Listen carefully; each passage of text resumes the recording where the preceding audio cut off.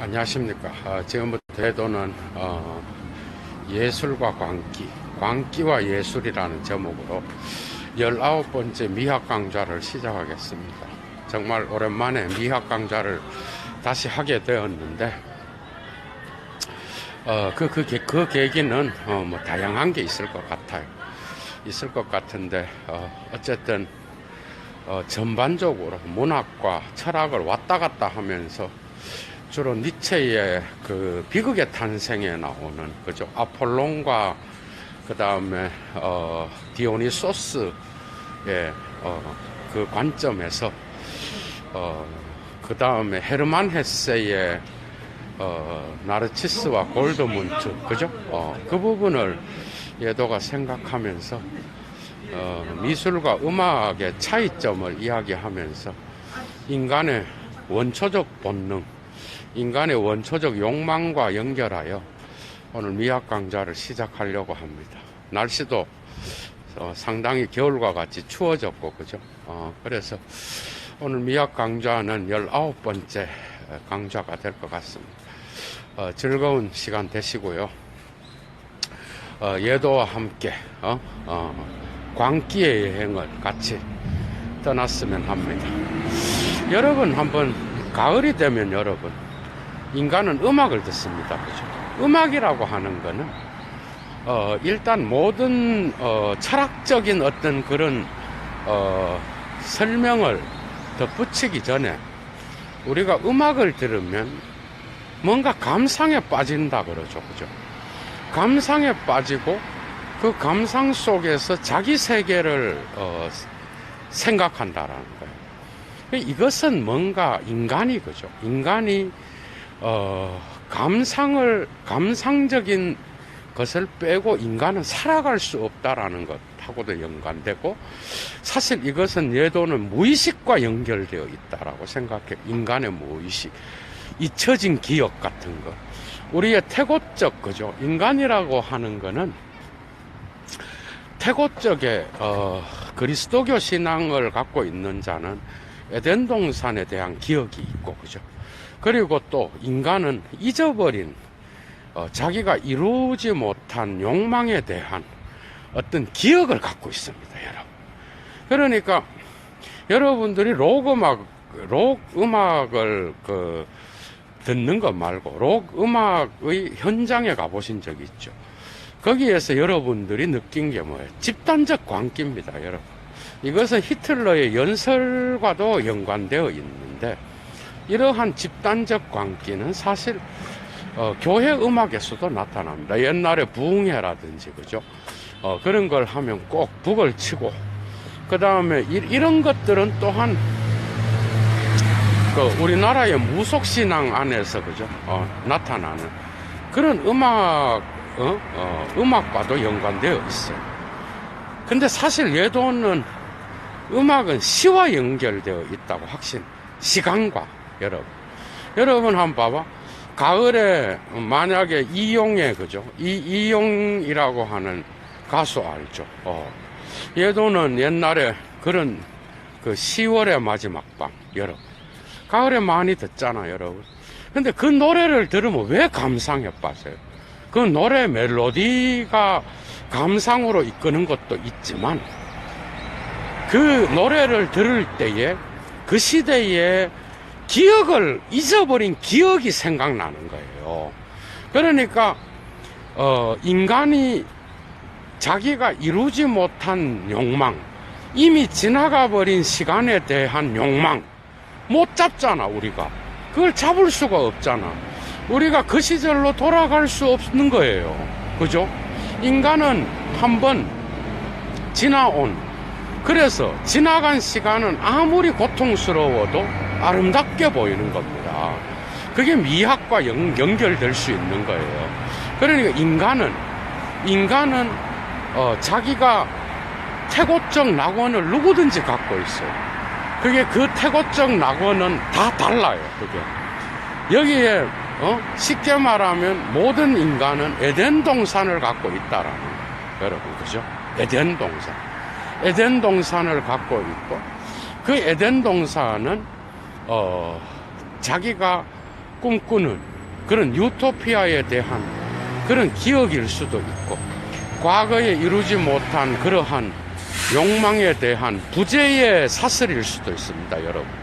그리고 성스러운, 그러니까 종교에서 경험할 수 있는 성스러운 경험에 대한 기억일 수도 있어요, 여러분. 그러니까 이런 것들은 전부 다 꼭 인간학적인 관점에서만 설명될 수 있는 게 아니라 신학적인 관점에서도 설명될 수 있어요. 그런데 음악을 들으면, 이 특정 음악을 들으면 이 잊어버린 낙원에 대한 기억이 되살아납니다. 그러니까 그게 추억이 될 수도 있고, 그죠? 그러니까 그 추억은 개인마다 다른 거예요. 그러니까 인간은 누구든지, 그죠? 자기가 되돌아갈 수 없는 시간을 갖고 있는 거예요. 그 시간을 자기가 어떤 방식으로건 회복할 수가 없는 거예요. 단지 음악을 들으면서 그 감상에 빠져서, 그죠? 어렸을 적에 그 이루지 못한 그러한 세계를 그리워한다라는 거예요.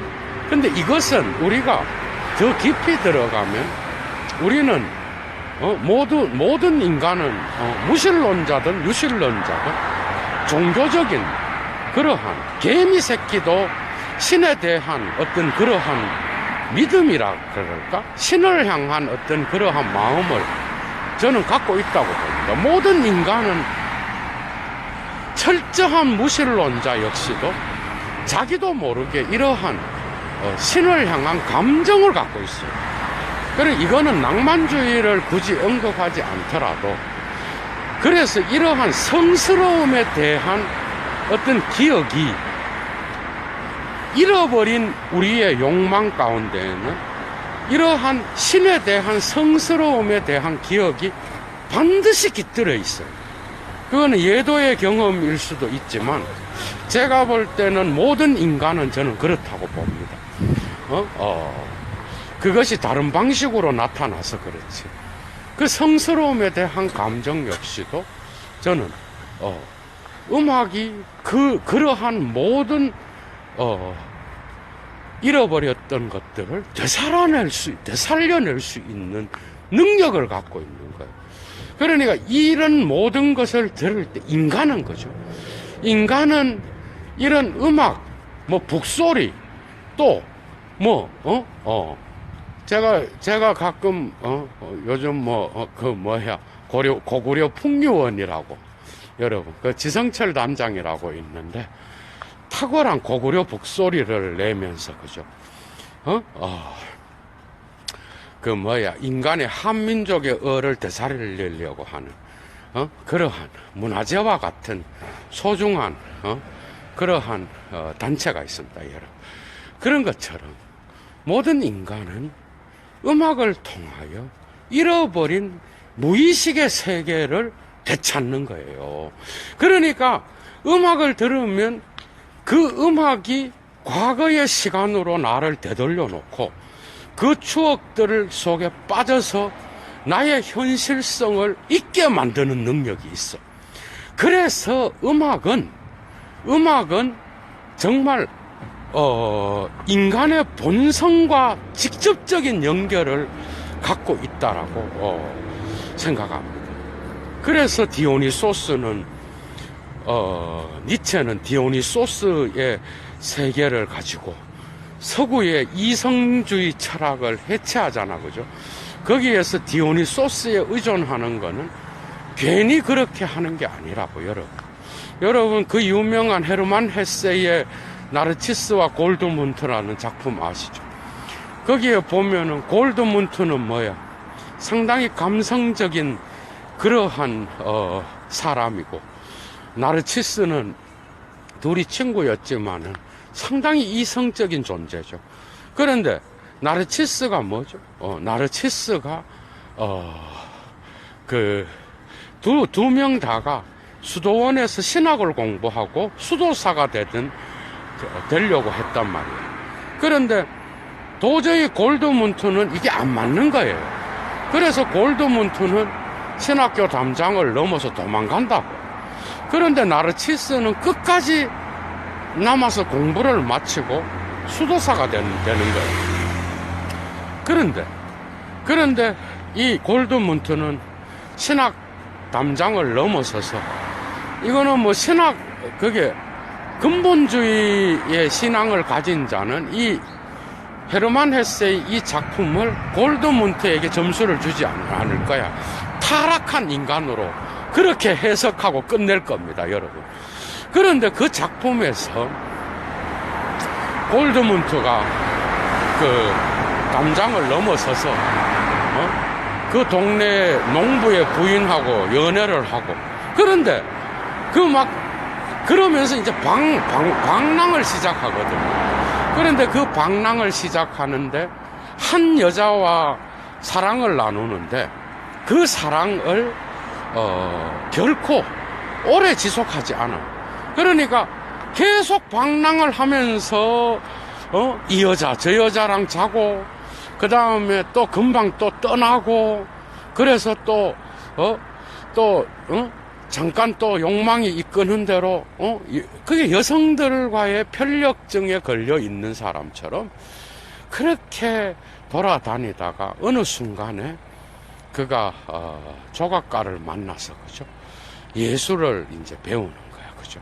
그래서 그 조각상을 이제 그리는데, 나중에는 다 늙어 빠져갖고 이제는 여성 편력이 통하지 않게 되었을 때, 골드문트는, 그죠? 그러한, 자기 자신의 그러한 세계 속에서, 빠져 있으면서도 이러한, 예술적인 감각을 갖고 예술가가 됩니다. 그런데 이러한 예술가의 삶을 사는 데 있어서 자기의 젊은 시절에서와 같이 어떤 결코 여성의 편력이 통하지 않는 늙은 나이가 되었을 때, 그는 이제는 조각이라든지 예술 작품에 침잠하게 되는데, 나중에 늙어갖고 나르치스랑 만난다고, 자기 친구랑. 근데 나르치스는 일평생 동안 단 한 번도 종교적 금기를 어긴 적이 없는 자였어요. 그러니까 한마디로 말하면 신의 사랑을 독차지하는, 그래서 신의 계명과 계율을 기가 막히게 지켜냈던 인물이었다. 그런데 골드문트는 이에 반하여 모든 계명을 어기고 예술가가 되어버렸단 말이에요. 그러면서 거기에서 마지막에 감성과 이성을 탁월하게 묘사하고 있습니다, 헤르만 헤세가.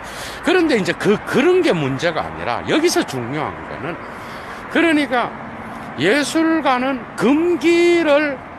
금기라고 하는 게 있어요.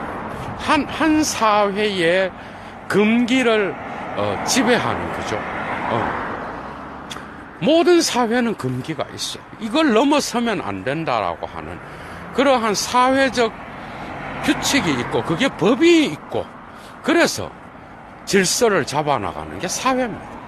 그런데 여기에 대항하여 모든 예술가는 그 금기를 앞서 체험한 자들이었어요, 항상. 그럼으로써 이 금기를 깨물어서, 그죠? 그 금기 안에서 다른 사람들이 경험하지 못했던 것들을 경험하고, 거기에서 나타나는 인간의 본성을 다시 한번 작품으로서 그려내는 그런 역할을 하는 게 예술가였다. 그러니까 헤르만 헤세의 골드문트와 나르치스에 나타나는 이 작품 속에서 골드문트, 죽었다 깨어나도 나르치스는 골드문트의 세계를 이해하지 못합니다. 나중에 성모 마리아상을 부탁해서, 그죠? 그 작품을 보면서 자기 나르치스가, 그죠? 자기 친구에게 다 늙어 빠져갖고, 6, 70이 돼갖고, 죽을 때가 다 되어갖고, 골드문트가 만드는 그 상을 보면서 나르치스가 고백하는 게 있잖아요. 나는 오늘날까지 이성의 이성이 가르쳐 주는 대로 살았고, 그 이성의 계율 안에서, 어떻게 보면 칸트야, 칸트. 그 이성의 계율 안에서 신의 말씀을 지키고 살았다라는 거예요. 그런데 이 신의 말씀을 지키고 일평생을 살았지만은 자네가 만든 그 성모상에서 나타나는 그 조각상에서 나타나는 그 영적인 깊이를 나는 결코 자네가 표현했던 그 표현의 깊이를 자네만큼 이해할 수 없었다 하면서 나르치스가 골드문트를 극찬하는 내용이 있습니다, 여러분. 이 말은 결코 이성은 감성을 이해할 수 없다라는 거예요. 그리고 예술가의 감성은 이러한 그죠? 사회적 금기를 어떤 방식으로건 두려워하지 않는 자들이었어. 거기에서 광기가 있는 거예요. 인간의 무의식의 세계는 광기의 세계입니다. 그 광기는 이성이 결코 인식할 수 없는 거였어요. 그런데 이 광기는 또한 위험한 거였습니다. 그래서 언제나 악마와 연결되어 있었고, 악마는 이 광기의 욕망을 유혹으로, 그죠? 인간을 유혹하는 도구로서 언제나 이용하는 그런 것이 서구 문화에서 자주 나타나는 그런 거라고 할 수 있겠죠. 그러니까 예술가들은 이러한 광기를 결코 두려워하지 않는 자들이고, 그 광기 속에서 인간의 가장 근원적인 본성을 그릴 수 있는, 그래서 자기의 작품 세계에 이러한 예술가적 원초성을, 그죠? 자기의 작품 속에 심어 놓고 그것을 인간에게 선구자로서 다른 인간들에게 작품을 통하여 그려 보이는 그런 자들이라고 할 수가 있습니다. 그러니까 광기는 예술가에게서는 결코 멀리 있는 게 아니라 상당히 가까이에 있습니다. 여러분, 광기를 체험하지 못한 그런 예술가가 누가 있습니까? 여러분, 누가 있어? 진정한 예술가는 이런 광기를 다 체험했죠. 여러분, 고흐라든지, 반 고흐. 얼마나 광기스러운 사람이었어.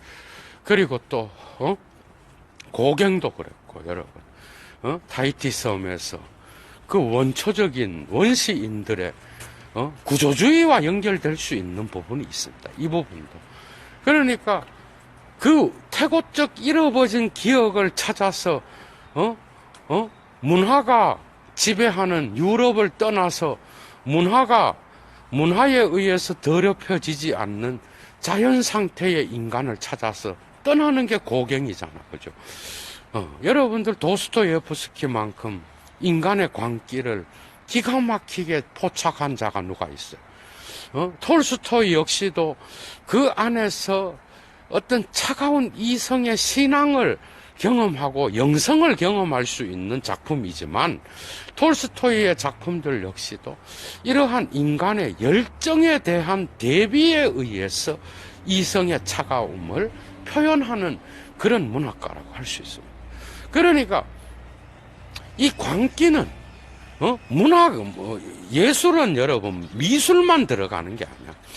예술은 음악, 미술, 심지어는 조각뿐만 아니라 원예도 예술에 들어갔습니다. 플라톤의 어떤 고대 철학에서. 그리고 당연히 이러한 그래서 또 뭐가 있었겠죠? 원예, 그 다음에 정원 가꾸기 이런 것도 예술이었다고. 건축은 당연히 예술로 들어갔던 거죠. 그러니까 이러한 광기라고 하는 거는 예술과 결코 떼어낼 수 없는 거죠. 그런데 뭐, 이 강좌를 듣고 또, 개신교인들은 또, 내가 아는 예술가는 하느님의 신앙만을 표현하는, 그런 사람이고, 성스러운 사람이다. 이러면서 이 강좌를 또 오해하고, 이런 자들이 예도 TV를 보고 좀 깨달았으면 좋을 것 같아요. 지금 이 강좌는 그런 수준의 내용이 아니에요. 인간의 본성, 인간이라고 하는 거는, 감성적인 게 있는 거죠. 잃어버린 낙원에 대한 기억이 있는 거예요. 그 기억은 그 인간의 행복과 그 인간의 삶을 자기도 모르게 결정하는 인간의 잃어버린 태고적 낙원이에요, 여러분. 그 낙원은 각 사람마다 다 달라요. 어떤 사람은 엄마를 통하여 나타나기도 하고, 어떤 사람은 신을 통하여 나타나기도 하고, 어떤 사람에게는 아버지의 부성을 통하여 나타나기도 하고, 어떤 사람은 남녀 간의 사랑을 통하여 나타나기도 하고, 어떤 사람에게 이 낙원은, 이 유토피아는 거죠. 식물과 동물의 관계를 통하여 나타나기도 합니다. 자연에 대한 아름다움을 통하여 나타나기도 합니다. 그러니까 이러한 최초의 원초적 기억으로 인간이 되돌아가서, 그죠?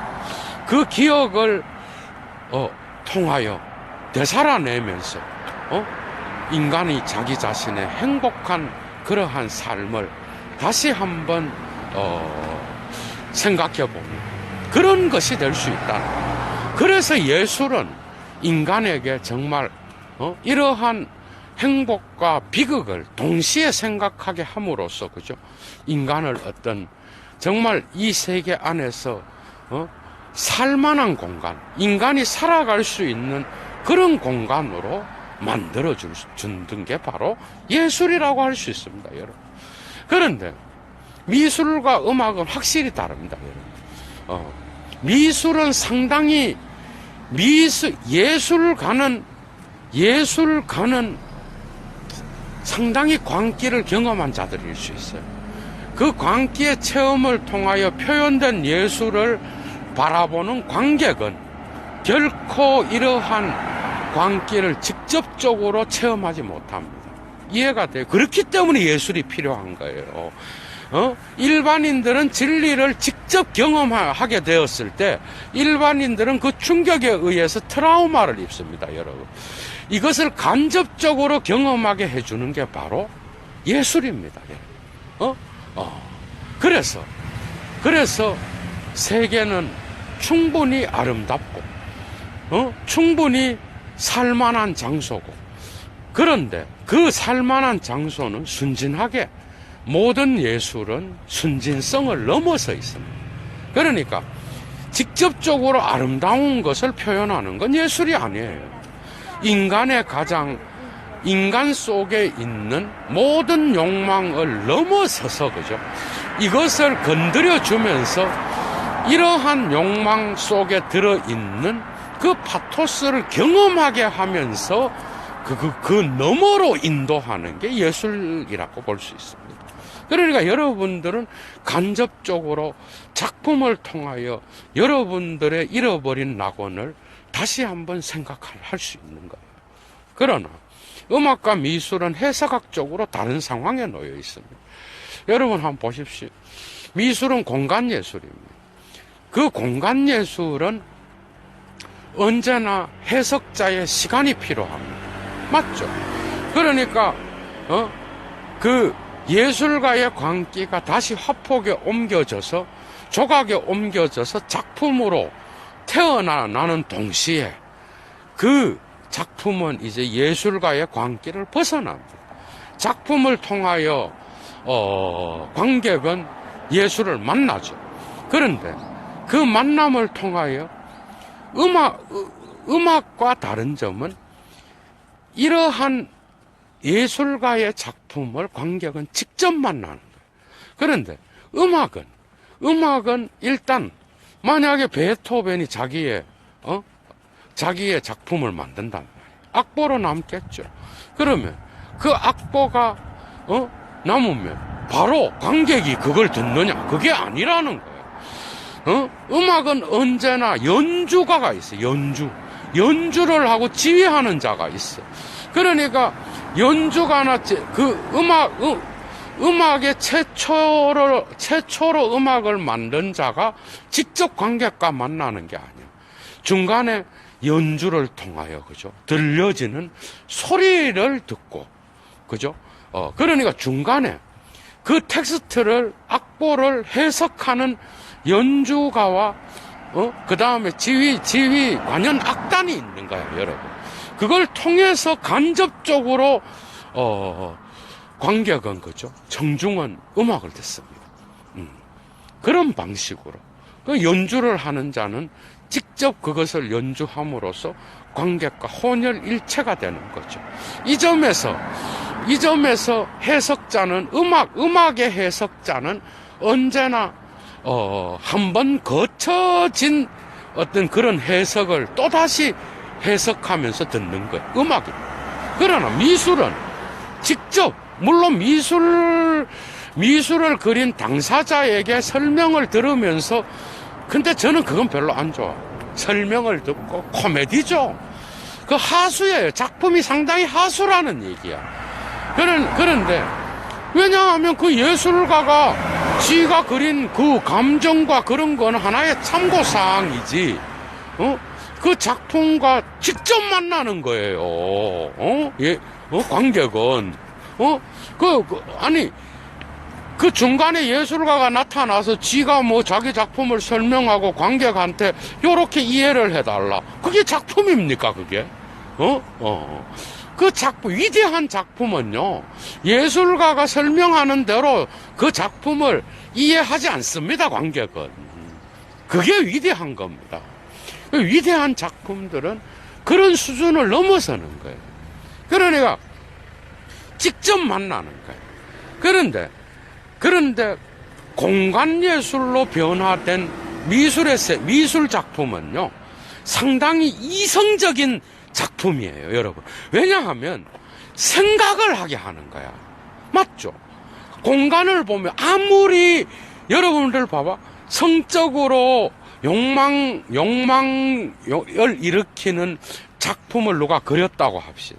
그런데 그 화폭을 통하여 간접적으로 만나게 되면 모든 관객은 언제나 그걸 볼 때 생각을 하게 돼 있어. 왜냐하면 그 공간을 통하여 인간에게 생각을 촉발시키거든. 그래서 칸트는 언제나 상징은 생각을 불러일으킨다고 그랬어. 맞죠? 상징. 그런데 그 직접적 그림을 통하여 그 상징은 해석자에게 넘어오면 해석자의 자기 세계와 만납니다. 그러니까 여기서 예술가가 갑자기 나타나서 내 작품은 이런 그 참고사항인 거죠. 관객의 자기 세계와 만나는 거예요. 맞죠? 그래서 그 자기 세계와 만나서 그 관객이 그 작품을 보고 그 안에서, 그죠? 그 예술가의 무의식의 세계를 읽을 수도 있고 자기 자신의 세계를 재해석할 수 있는 거예요. 왜? 모든 예술은 언제나 이 세계 안에 있는 것을 주제로 삼기 때문입니다, 여러분. 이거는 리케르가 시간과 이야기에서 이야기하는 거예요. 이건 물론 하이데거의 영향을 받았지만, 여러분 봐, 모든 예술이, 인간이 직접 그것을 해석할 수 있는 거는, 모든 예술은 이 세계 안에 있는 것을 소재로 삼기 때문에 그렇습니다. 초현실주의 마찬가지예요, 여러분. 그런 관점에서 예술은 인간의 원초적인 본성과 언제나 연관을 맺고 있는 거예요. 그러나 미술은 이 공간을 이성적으로 생각하게 한다라는 거예요. 관객을 통한. 맞죠, 여러분? 그래서 미술은 상당히 이성적인 그러한 그 예술이라고 할 수 있습니다, 여러분. 그러나 그 미술을 그리는 예술가는 결코 이성적이지 않아요. 그의 경험은, 여러분 예술가들의 체험을 한번 보십시오. 얼마나 광기에 사로잡힌 광기의 경험을 많이 했어. 그러니까 해석자로 넘어올 때에 음악에 비해서는 이성적이라는 거예요, 여러분. 이해가 되죠? 도스토예프스키라든. 정말 여러분, 그 경험은, 예술가들의 그 경험은, 진정한 대가들은요, 그 광기를 체험하기 위하여, 이건 원초적 본성입니다, 인간의. 이걸 체험하기 위하여 모든 문명사회를 포기하는 예술가도 많아, 여러분. 그게 바로 고갱입니다. 모든 걸 포기하고 자연으로 돌아가는. 그 속에서 인간이 문화에 의해서 더럽혀지지 않는 그런 인간의 본성이 뭔가. 그게 자기의 예술 세계라고. 여러분들, 그런 경험에 의하여 예술은 인간과 접촉하는 거예요, 여러분. 그런데 음악은 뭐예요? 음악은 시간과 관계되는 거예요.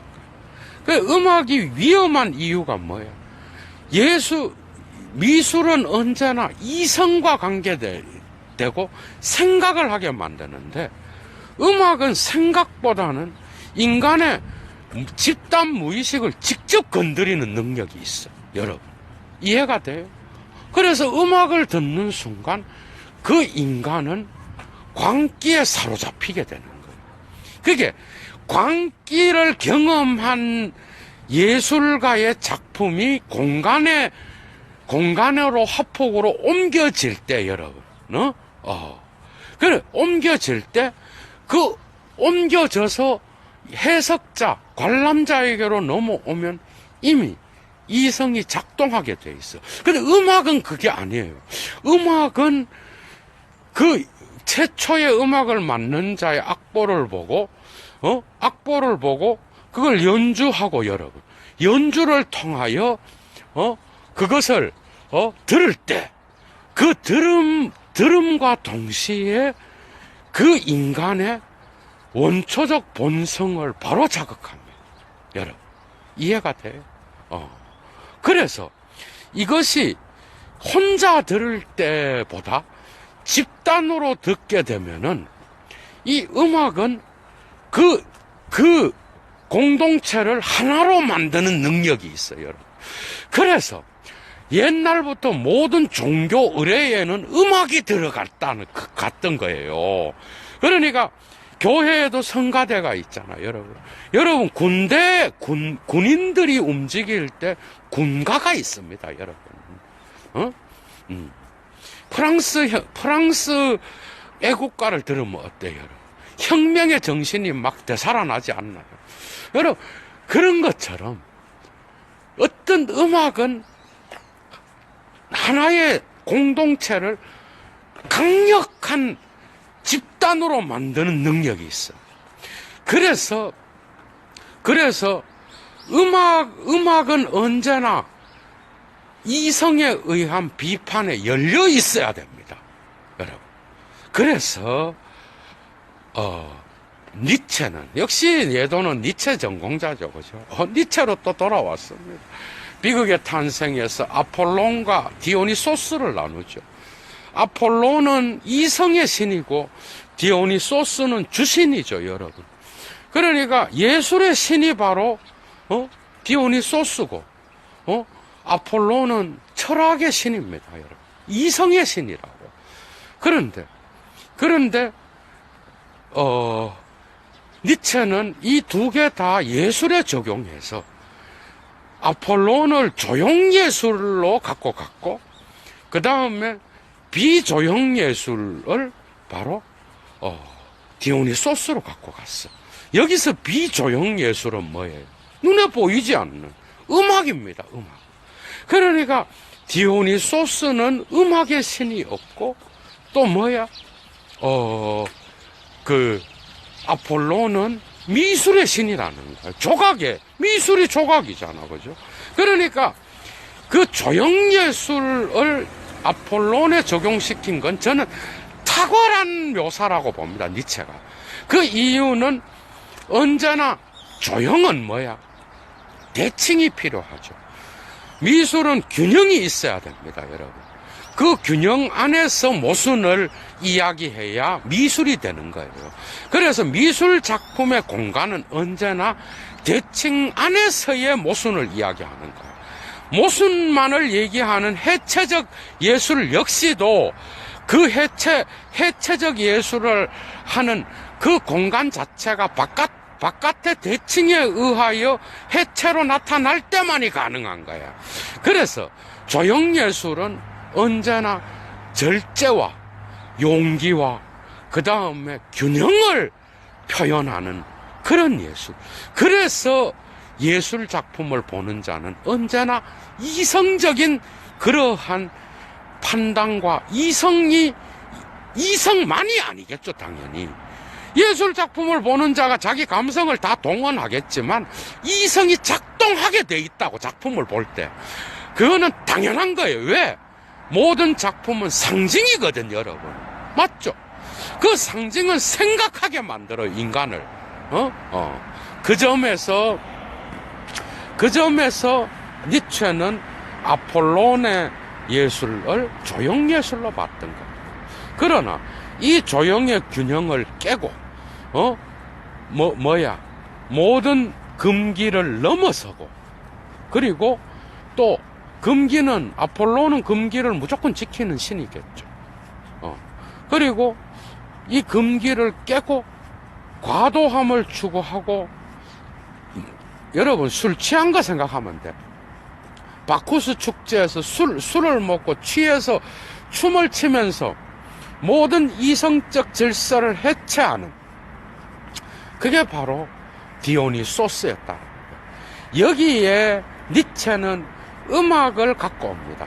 니체는 바그너의 음악을 상당히 좋아했지만 나중에 바그너와 결별합니다, 여러분. 어쨌든 니체는 음악을 상당히 좋아한 철학자였어요. 그래서 그는 플라톤 이후부터 자기 시대의 모든 이성 중심의 철학자들을 해체하기 위하여 그는 디오니소스를 붙잡았던 거예요. 왜? 이성은 언제나 감성에 의해서만 해체되거든요. 맞죠? 예도의 말이.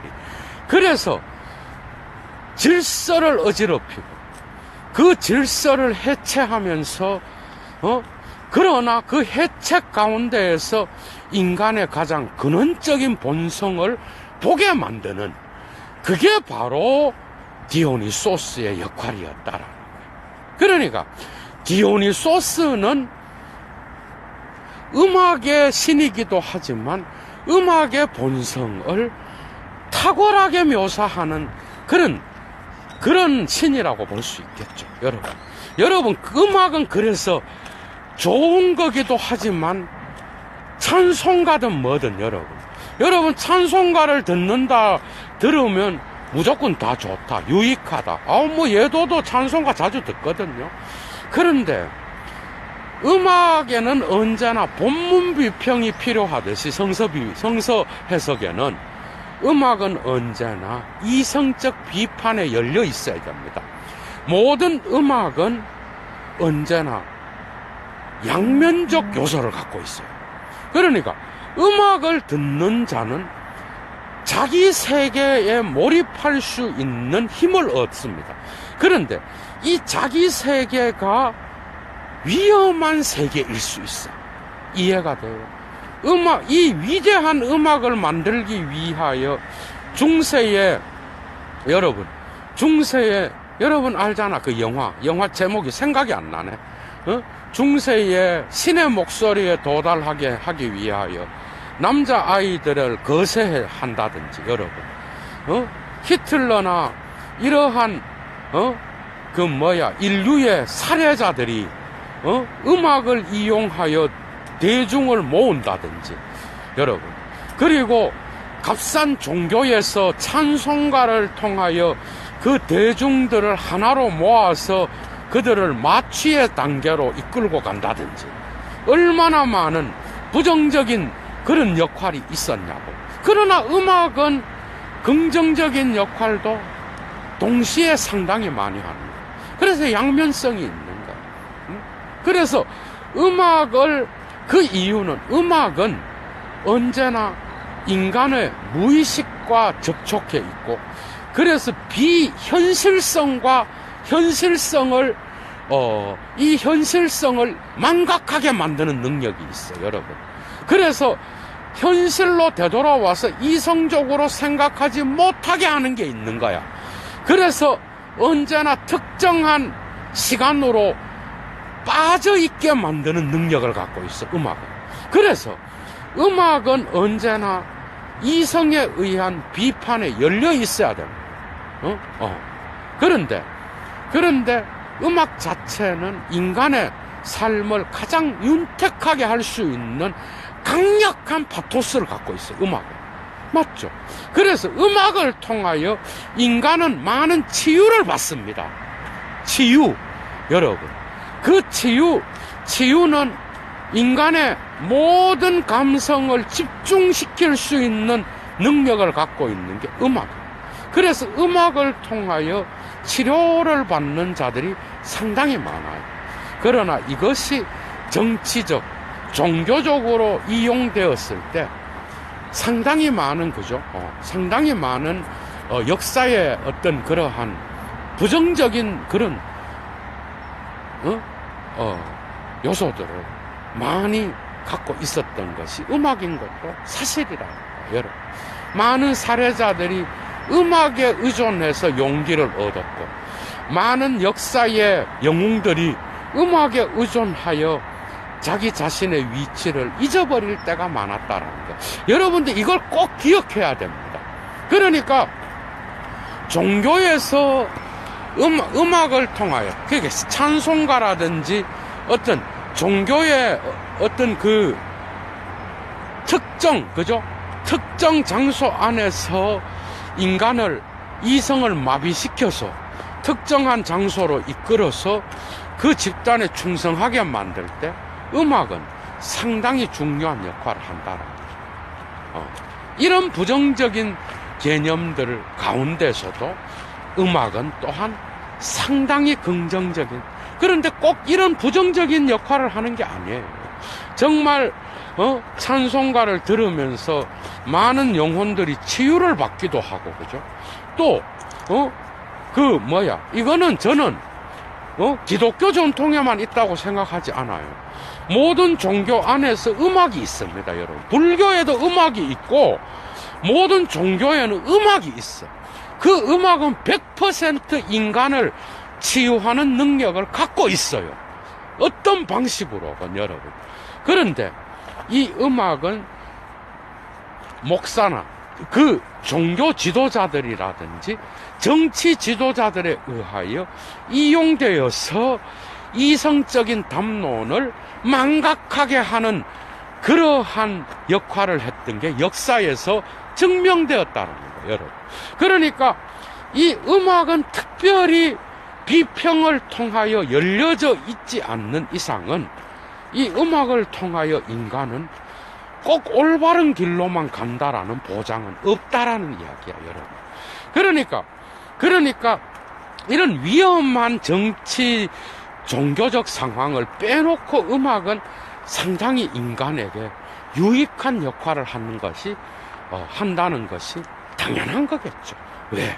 인간은 언제나 잃어버린 낙원을 갖고 있는 연약한 존재요.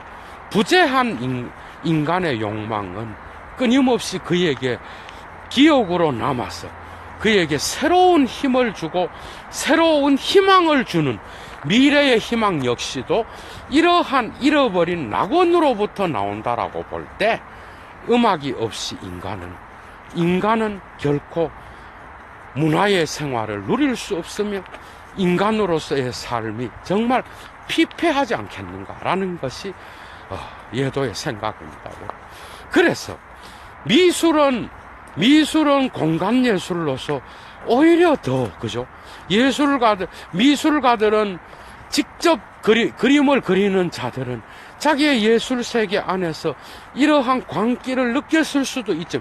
그래서 미술가가 오히려 음악을 들으면서 작품을 그리는 경우도 많아요, 여러분. 이해가 돼? 그래서 이 작품이 공간으로 옮겨져서 관람객에게도 오면은 광기를 일으킬 수도 있지만 그것은 언제나 이성적 사유를 통하여 그 잃어버린 낙원을 생각하게 만드는 그러한 것이 바로 미술의 역할이라고 볼 수 있겠죠. 그래서 이 공간 예술과 시간 예술은 다른 것이기도 하지만 언제나 인간의 광기와 연결되어 있는 이 사회의 금기와 연결되어 있는 것을 자극하는 게 바로 예술입니다. 그게 예술은 이러한 사회의 법이라든지 여러분 법 얼마나 엄격해요.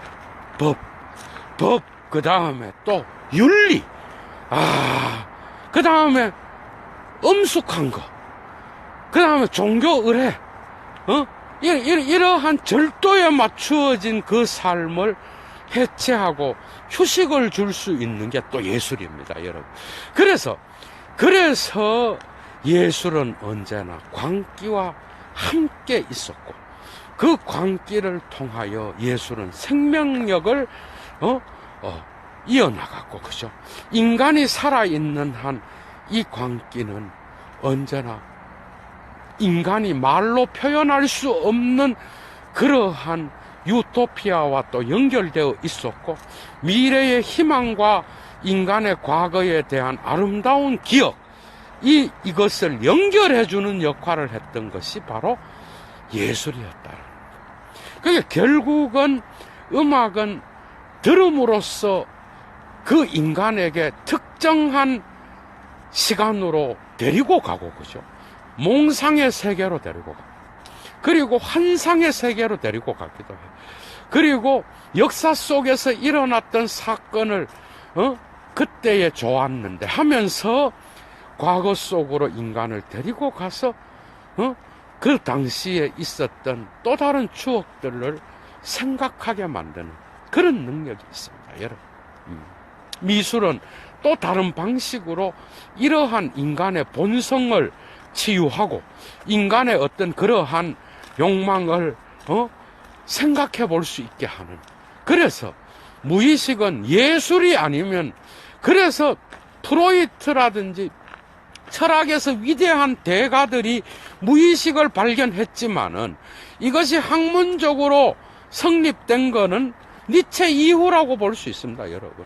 인류 역사에서 이런 무의식을 표현한 대가들은 있었지만은 이것이 학문적으로 프로이트를 통하여 오늘날 락강을 통하여 이 무의식이 발견되고 철학적이고 문학적으로 표현할 수 있기까지는, 이것이 병리학적으로 이것이 증명되기까지는 현대에 들어와서야 기껏해야 나타났다라는 것은, 오히려 무의식은 언제나 이러한 철학에 의하여 표현되기 이전에 이미 예술 세계에서는 표현되고 있었다라는 것을 말하고 싶습니다. 그러니까 이러한 무의식은 말로 설명하기보다는 오히려 작품을 통하여 표현되고 느껴지고 거기에서 정서를 통하여 경험되어지는 것이지, 이것이 그래서 철학에서 사유를 통하여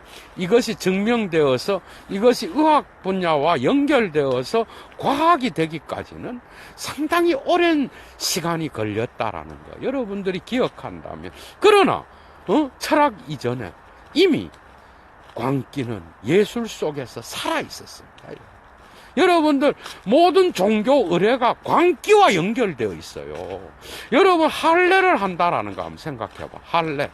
여러분 할례뿐이겠어요, 여러분. 인간을 잡아서 죽이는 그런 제사도 있었고, 고대에는 모든 종교 의례에서는 이런 희생제사가 있었던 거예요. 이 희생제사는 인간의 잃어버린 낙원 속에서, 그죠? 잃어버린 욕망과 기가 막히게 연결되어 있는 그러한 사례의 의례였다라는 것.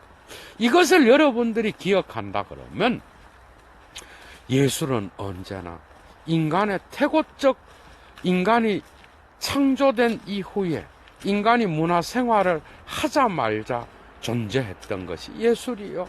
오늘날도 그러한 인간의 어떤 그러한 깊은 본성과 연결되어서 그것을 건드리고 그것을 치유하고 그리고 그 안에서 그죠? 그런 것들을 경험하게 함으로써 오늘날의 21세기를 살아가는 인간에게도 이 예술은 살아서 기가 막힌 인간에게 치유의 역할을 하고 있다라는 거. 그건 당연한 겁니다. 그래서 여러분들이 헤세의 작품을 읽든지 도스토예프스키의 작품을 읽든지 아니면 위대한 대가들의 예술 작품을 보든지 뭘 하든지 음악을 듣든지 간에 여러분들은 잃어버린 여러분들의 파토스의 세계, 그죠? 잃어버린 낙원의 세계, 다시 말하면 잃어버린 어머니에 대한 기억을 여러분들은 이 예술가들, 문학가들, 이런 대가들을 통하여 경험할 수 있다는 거. 여러분들은 반드시 예도의 이 말에 동의할 수 있을 겁니다. 여러분들이 이 도스토예프스키의 작품을 읽어도 그리고 위대한 대가들의 음악을 들어도 위대한 대가들의 미술 작품을 보더라도 이 광기는 언제나 인간의 삶에 새로운 힘을 줄 수 있는 그런 경험으로서, 그죠? 왜냐, 왜 그런 거예요? 이건 마지막에 논평이지만, 인간은 자기의 의지가 있는 한, 인간은 자기의 욕망을 갖고 의지의 힘을 발동시키거든요.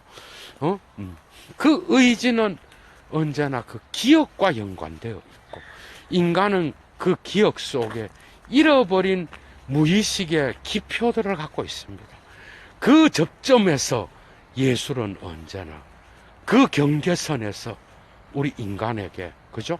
인간에게 그 잃어버린 것들을 되찾게 해주는 중개 역할을 해왔다라고 볼 수가 있습니다. 그래서 음악과 미술은 오늘 또 살아서 우리 인간들에게 아주 중요한 자양분을 주고 또한 위험한 요소들은 있지만 그런 것들을 통해서 인간의 본능 속에 들어있는 그러한 기억들을